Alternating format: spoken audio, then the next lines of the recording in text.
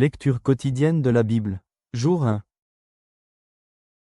Ancien Testament. Genesis 1, Genesis 2 sur 1-17. Au commencement, Dieu créa les cieux et la terre. La terre était informe et vide. Il y avait des ténèbres à la surface de l'abîme, et l'Esprit de Dieu se mouvait au-dessus des eaux. Dieu dit, que la lumière soit. Et la lumière fut. Dieu vit que la lumière était bonne, et Dieu sépara la lumière d'avec les ténèbres.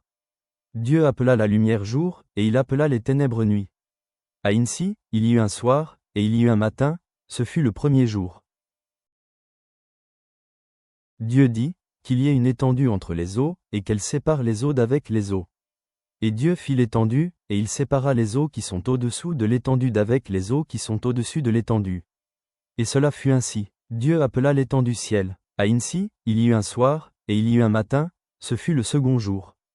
Dieu dit, que les eaux qui sont au-dessous du ciel se rassemblent en un seul lieu, et que le sec paraisse. Et cela fut ainsi. Dieu appela le sec terre, et il appela l'amas des eaux mers. Dieu vit que cela était bon. Puis Dieu dit, que la terre produise de la verdure, de l'herbe portant de la semence, des arbres fruitiers donnant du fruit selon leur espèce et ayant en eux leur semence sur la terre. Et cela fut ainsi. La terre produisit de la verdure, de l'herbe portant de la semence selon son espèce, et des arbres donnant du fruit et ayant en eux leur semence selon leur espèce. Dieu vit que cela était bon. Ainsi, il y eut un soir, et il y eut un matin, ce fut le troisième jour. Dieu dit, qu'il y ait des luminaires dans l'étendue du ciel, pour séparer le jour d'avec la nuit, que ce soit des signes pour marquer les époques, les jours et les années, et qu'ils servent de luminaires dans l'étendue du ciel, pour éclairer la terre. Et cela fut ainsi. Dieu fit les deux grands luminaires, le plus grand luminaire pour présider au jour, et le plus petit luminaire pour présider à la nuit. Il fit aussi les étoiles. Dieu les plaça dans l'étendue du ciel, pour éclairer la terre, pour présider au jour et à la nuit, et pour séparer la lumière d'avec les ténèbres. Dieu vit que cela était bon. Ainsi, il y eut un soir, et il y eut un matin, ce fut le quatrième jour. Dieu dit, que les eaux produisent en abondance des animaux vivants, et que des oiseaux volent sur la terre vers l'étendue du ciel. Dieu créa les grands poissons et tous les animaux vivants qui se meuvent, et que les eaux produisirent en abondance selon leur espèce. Il créa aussi tout oiseau ailé selon son espèce. Dieu vit que cela était bon. Dieu les bénit, en disant, « Soyez féconds, multipliez, et remplissez les eaux des mers, et que les oiseaux multiplient sur la terre. » Ainsi, il y eut un soir, et il y eut un matin, ce fut le cinquième jour. Dieu dit, que la terre produise des animaux vivants selon leur espèce, du bétail, des reptiles et des animaux terrestres, selon leur espèce. Et cela fut ainsi. Dieu fit les animaux de la terre selon leur espèce, le bétail selon son espèce, et tous les reptiles de la terre selon leur espèce. Dieu vit que cela était bon.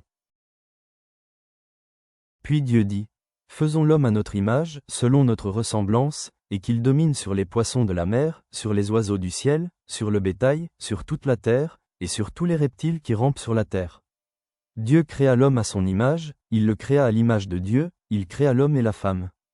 Dieu les bénit, et Dieu leur dit, « Soyez féconds, multipliez, remplissez la terre, et l'assujettissez, et dominez sur les poissons de la mer, sur les oiseaux du ciel, et sur tout animal qui se meut sur la terre. » Et Dieu dit, « Voici, je vous donne toute herbe portant de la semence et qui est à la surface de toute la terre, et tout arbre ayant en lui du fruit d'arbre et portant de la semence.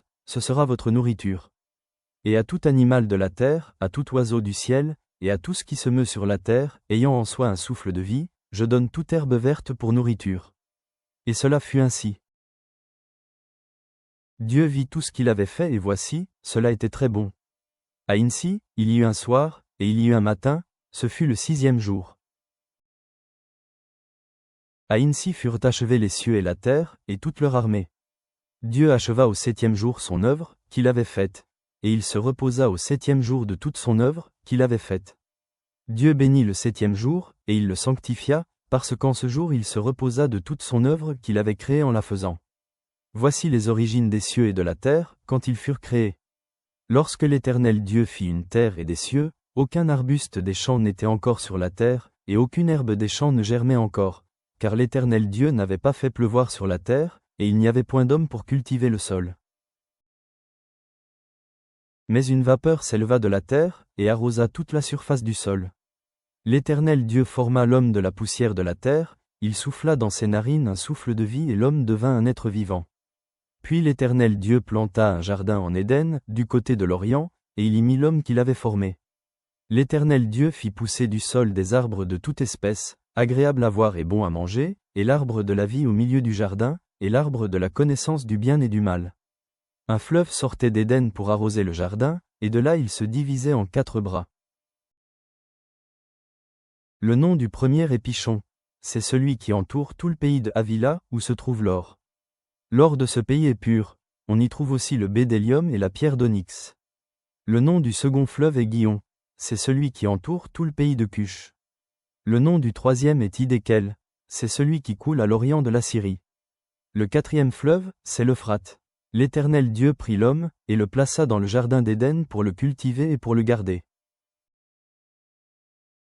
L'Éternel Dieu donna cet ordre à l'homme: tu pourras manger de tous les arbres du jardin. Mais tu ne mangeras pas de l'arbre de la connaissance du bien et du mal, car le jour où tu en mangeras, tu mourras. Nouveau Testament, Matthieu 1 sur 1-25. Généalogie de Jésus-Christ, fils de David, fils d'Abraham. Abraham engendra Isaac. Isaac engendra Jacob. Jacob engendra Juda et ses frères. Juda engendra de Tamar Pharès et Zara. Pharès engendra Esrom. Esrom engendra Aram. Aram engendra Aminadab. Aminadab engendra Naasson. Naasson engendra Salmon. Salmon engendra Boas de Rahabé. Boas engendra Obed de Ruth. Obed engendra Isaïe. Isaïe engendra David. Le roi David engendra Salomon de la femme d'Ouri. Salomon engendra Roboam. Roboam engendra Abia.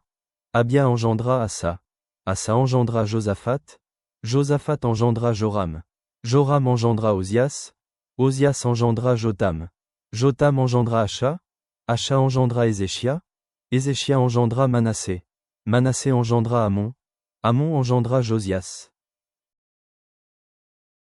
Josias engendra Jéchonia et ses frères, au temps de la déportation à Babylone. Après la déportation à Babylone, Jéchonia engendra Salathiel. Salathiel engendra Zorobabel. Zorobabel engendra Abiud. Abiud engendra Eliakim. Eliakim engendra Azor. Azor engendra Sadoc. Sadoc engendra Achim. Achim engendra Eliud. Eliud engendra Éléasar. Éléasar engendra Mathan. Mathan engendra Jacob. Jacob engendra Joseph, l'époux de Marie, de laquelle est né Jésus, qui est appelé Christ. Il y a donc en tout 14 générations depuis Abraham jusqu'à David, 14 générations depuis David jusqu'à la déportation à Babylone, et 14 générations depuis la déportation à Babylone jusqu'au Christ. Voici de quelle manière arriva la naissance de Jésus-Christ. Marie, sa mère, ayant été fiancée à Joseph, se trouva enceinte, par la vertu du Saint-Esprit, avant qu'ils eussent habité ensemble. Joseph, son époux, qui était un homme de bien et qui ne voulait pas la diffamer, se proposa de rompre secrètement avec elle. Comme il y pensait, voici, un ange du Seigneur lui apparut en songe, et dit: Joseph, fils de David, ne crains pas de prendre avec toi Marie, ta femme, car l'enfant qu'elle a conçu vient du Saint-Esprit. Elle enfantera un fils, et tu lui donneras le nom de Jésus. C'est lui qui sauvera son peuple de ses péchés. Tout cela arriva afin que s'accomplisse ce que le Seigneur avait annoncé par le prophète: Voici, la Vierge sera enceinte, elle enfantera un fils, et on lui donnera le nom d'Emmanuel, ce qui signifie Dieu avec nous. Joseph s'étant réveillé fit ce que l'ange du Seigneur lui avait ordonné, et il prit sa femme avec lui. Mais il ne la connut point jusqu'à ce qu'elle eût enfanté un fils, auquel il donna le nom de Jésus. Psaume 1 sur 1-6. Heureux l'homme qui ne marche pas selon le conseil des méchants, qui ne s'arrête pas sur la voie des pécheurs, et qui ne s'assied pas en compagnie des moqueurs, mais qui trouve son plaisir dans la loi de l'Éternel, et qui la médite jour et nuit. Il est comme un arbre planté près d'un courant d'eau, qui donne son fruit en sa saison, et dont le feuillage ne se flétrit point. Tout ce qu'il fait lui réussit. Il n'en est pas ainsi des méchants, ils sont comme la paille que le vent dissipe. C'est pourquoi les méchants ne résistent pas au jour du jugement, ni les pécheurs dans l'assemblée des justes. Car l'Éternel connaît la voie des justes, et la voie des pécheurs mène à la ruine. Père céleste, nous te rendons grâce pour le don de la création et la beauté de ton dessein divin qui a fait jaillir la lumière des ténèbres et l'ordre du chaos. Alors que nous méditons sur le commencement de toutes choses et la venue de ton Fils dans le monde, aide-nous à marcher dans la justice et à nous réjouir dans ta parole. Fais de nous des arbres plantés au bord des cours d'eau, qui portent du fruit en leur saison et prospèrent sous tes soins. Guide-nous sur les chemins de la sagesse et de la vérité, afin que nous t'honorions en tout ce que nous faisons. Au nom de Jésus, Amen.